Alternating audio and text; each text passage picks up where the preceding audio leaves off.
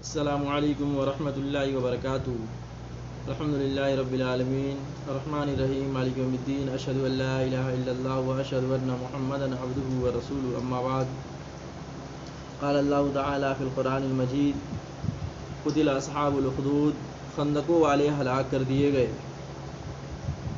ہر دور میں کچھ ایسے لوگ رہے ہیں جو اہل ایمان کو پریشان کرنے کی کوشش کرتے ہیں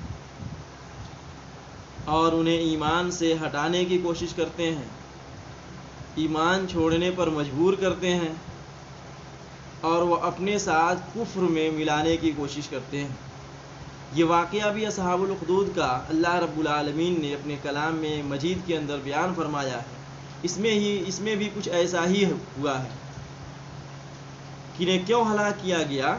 اللہ رب العالمین نے خود اس کے آگے اس کی وضاحت فرمائی کہ النار ذات الوقود، وہ ایک آگ تھی جو ایندھن والی تھی، گڈھے کھود کر کے اس میں آگ جلائے اور آگ جو بھی ایمان لائے تھے اس میں ہلاک کر دیا گیا۔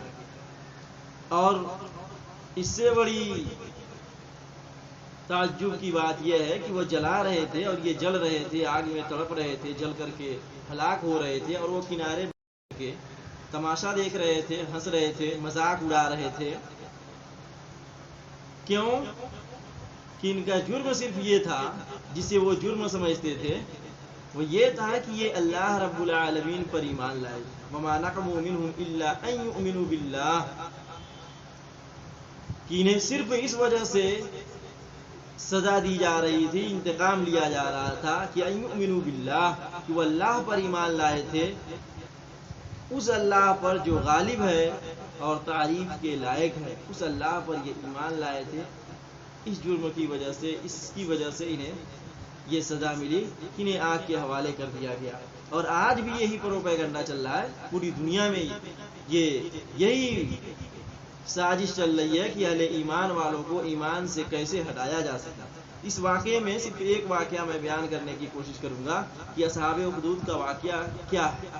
صحیح مسلم میں حضرت صہیب رضی اللہ تعالیٰ عنہ سے مروی ہے کہ اللہ کے نبی صلی اللہ علیہ وسلم نے فرمایا کہ گزشتہ زمانے میں ایک بادشاہ تھا، یا یمن کے ارد گرد یا اسی کے علاقے میں ایک بادشاہ تھا جس کے پاس ایک جادوگر تھا۔ بادشاہ کا جادوگر اور کاہن جب بوڑھا ہو گیا تو اس نے بادشاہ سے کہا کہ مجھے ایک ذہین اور تیز ترار، ہوشیار اور سمجھدار لڑکا دے دیں تاکہ میں اپنا جادو اسے میں سکھا سکوں، اپنا جادو اسے سکھا دوں کہ میرے مرنے کے ساتھ ساتھ میرا جادو ختم نہ ہو جائے۔ تو بادشاہ نے ایک لڑکے کو منتخب کیا اور اس کے حوالے کر دیا۔ وہ بادشاہ معمول کے مطابق جاتا تھا اور جادوگر سے وہ جادو سیکھتا تھا۔ اسی راستے میں ایک راہب کا گھر تھا، جو راہب کہتے ہیں، جو اس وقت کا عالم تھا، عیسائی عالم کو راہب کہا جاتا ہے۔ تو راہب کا گھر پڑتا تھا تو اس کے پاس بھی ٹھہر کر کے کچھ باتیں سن لیا کرتا تھا، اور اس طرح سے یہ سلسلہ چلتا رہا۔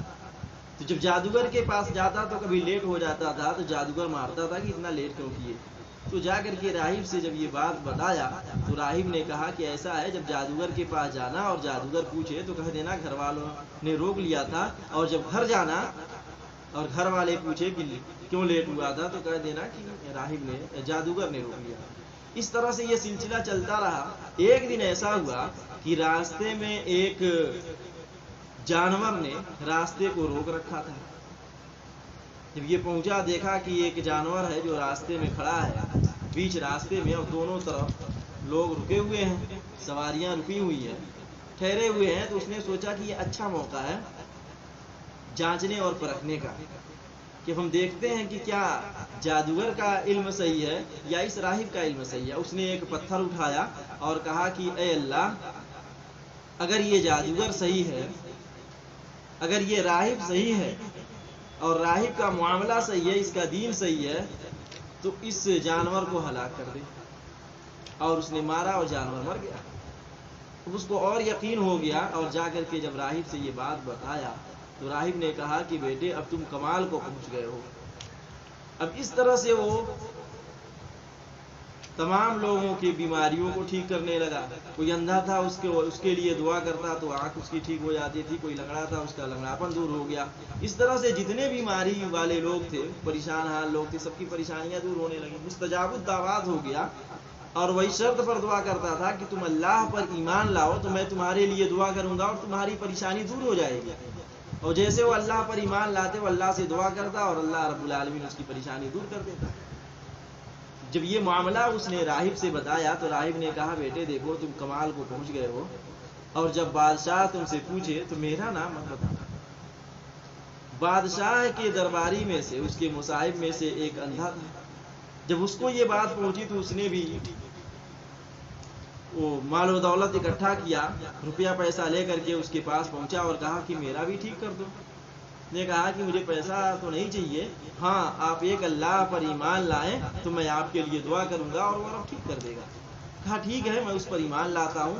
اور اس طرح سے اس کی آنکھ ٹھیک ہو گئی. بادشاہ کے پاس جب پہنچا تو اس نے کہا کہ تمہاری بینائی کیسے لوٹ آئی. اس نے سارا معاملہ بتایا. بادشاہ غصے میں آ گیا اور کہا کہ اگر تم اپنے ایمان سے نہیں پھرو گے تو میں تمہیں مار ڈالوں گا. جب اس کو بہت زیادہ تکلیف دی گئی, سزائیں دی گئی, تو اس نے بچے کا نام بتا دیا, اس لڑکے کا نام بتا دیا. اور ایمان سے نہ پھرنے کی وجہ سے بادشاہ نے اس کو رکھ کر کے ایک آرا منگایا اور اس کے سر پر رکھ کر کے آرے سے اس کو 2 حصوں میں بانٹ دیا گیا, یعنی 2 ٹکڑے کر دیا گیا, آرے سے چیر دیا گیا.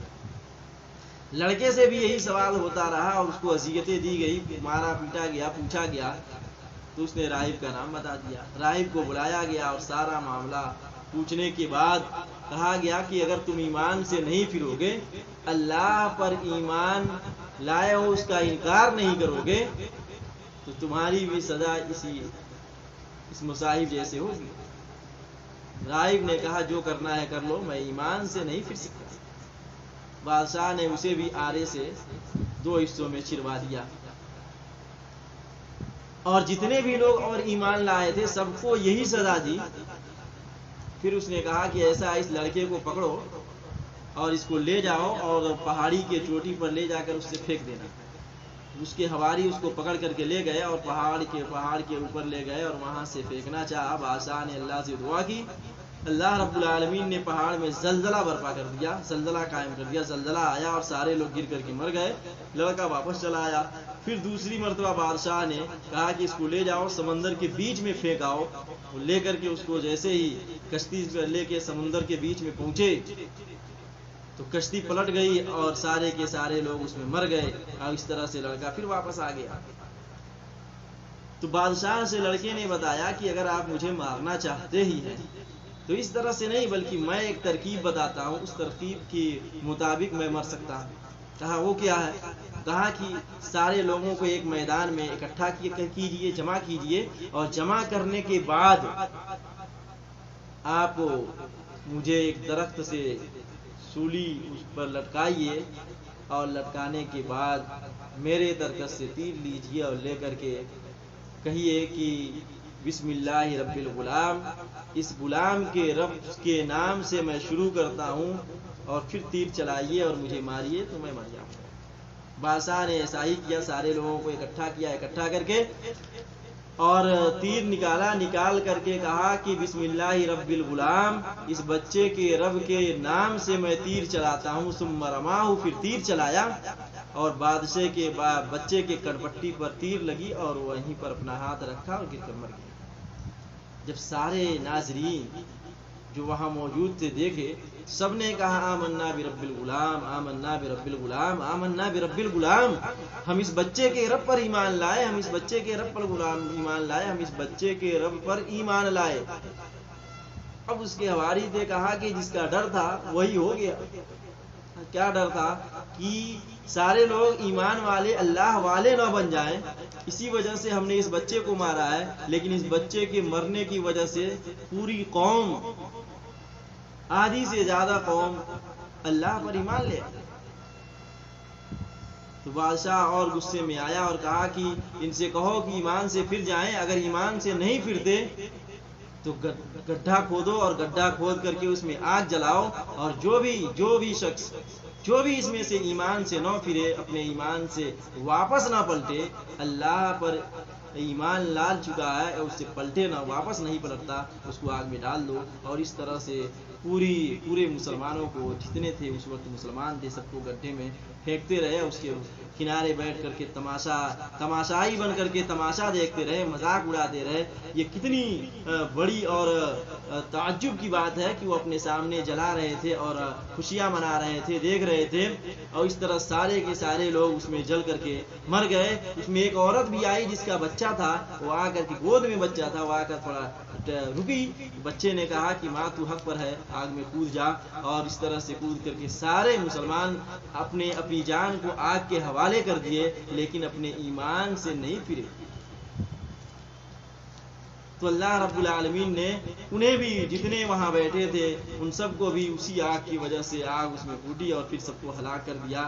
یہ اصحاب اخدود کا واقعہ تھا۔ نبی کریم صلی اللہ علیہ وسلم کی پیدائش سے کچھ سال پہلے، 40-50 سال پہلے ایک واقعہ ہے جس سے عرب کے لوگ واقف تھے، ان کی طرف اشارہ فرمایا کہ یہ وہ لوگ تھے کہ، اور آج ہماری کیا حالت ہے کہ ہم تھوڑی سی دنیاوی لالچ میں آ کر کے، دنیاوی چمک دمک کو دیکھ کر کے، دنیاوی ڈر کی وجہ سے، خوف اور ڈر کے مارے اپنے آپ کو مسلمان کہنے سے ڈرتے ہیں، اور وہ بھی ایمان والے تھے، ان کا ایمان کتنا مضبوط تھا۔ بس ضرورت اس بات کی ہے کہ ہم بھی اپنے اندر ایمان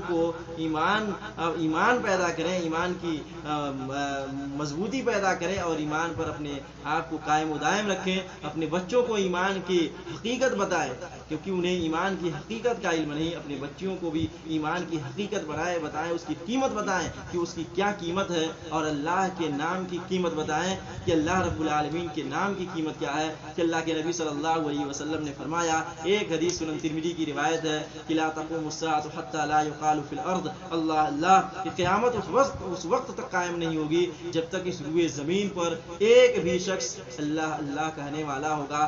معلوم کیا ہوا کہ یہ اللہ پر ایمان لانا اتنی معمولی چیز نہیں ہے، بہت بڑی چیز ہے۔ جب تک اس روئے زمین پر ایک بھی فرد اللہ اللہ کہنے والا ہوگا، قیامت قائم نہیں ہو سکتی۔ یہ اللہ کے نام کی قیمت ہے، گویا اللہ کے نام کی وجہ سے یہ دنیا زندہ ہے اور دنیا کی بقا ہے۔ اور جیسے ہی اللہ کا نام ختم ہوگا، اللہ کے نام لینے والے ختم ہوں گے، مسلمان ختم ہو جائیں گے، یہ دنیا بھی ختم ہو جائے گی، فنا کے گھاٹ اتار دی جائے گی، اسرافیل علیہ السلام سور پھونک دیں گے اور یہ دنیا ختم ہو جائے گی۔ یہ ہمیں اپنے بچوں کو ایمان کی قیمت بتانے کی ضرورت ہے۔ وہ صرف پہچان کے مسلمان ہیں، وہ بس اتنا جانتے ہیں کہ ہمارے اوپر مسلمان کا لیول لگا ہوا ہے، ہم مسلمان ہیں، لیکن ایمان کی حقیقت سے واقف نہیں ہیں۔ کہ آپ ویڈیو کو لائک اور شیئر بھی کرتے رہیں، اور جو لوگ میرے چینل پر نئے ہیں وہ چینل کو سبسکرائب بھی کر لیں تاکہ اس طرح کی ویڈیو آپ تک آسانی سے پہنچ سکے۔ السلام علیکم ورحمۃ اللہ وبرکاتہ۔